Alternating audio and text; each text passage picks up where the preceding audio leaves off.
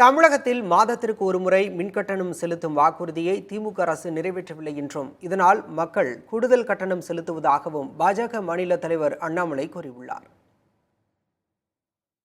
பக்கத்து மாநிலத்தில் மாதத்துக்கு ஒரு முறை செலுத்துறாங்க.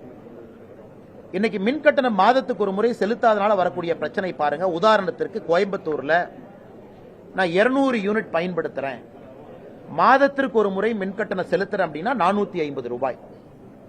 ஆனா 2 மாதத்துக்கு ஒரு முறை நான் செலுத்துறேன். அப்ப இந்த மாசம் 200, அடுத்த மாசம் 200.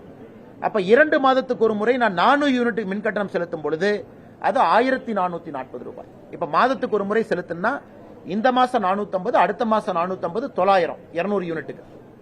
ஆனா 2 மாதமும் கால்குலேட் பண்ணி ஒரே 400 யூனிட்டா ஸ்லாப் எடுத்து போட்டாங்கன்னா அது 1440. நான் 540 ரூபாய் வெறும் 200 யூனிட் மின்சாரம் பயன்படுத்தினால இழப்பு எனக்கு 540 ரூபீஸ்.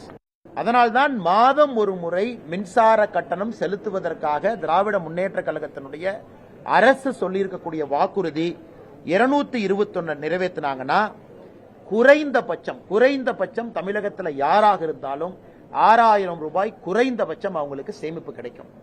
இது பக்கத்து மாநிலத்தில் பண்ண ஆரம்பிச்சிட்டாங்க.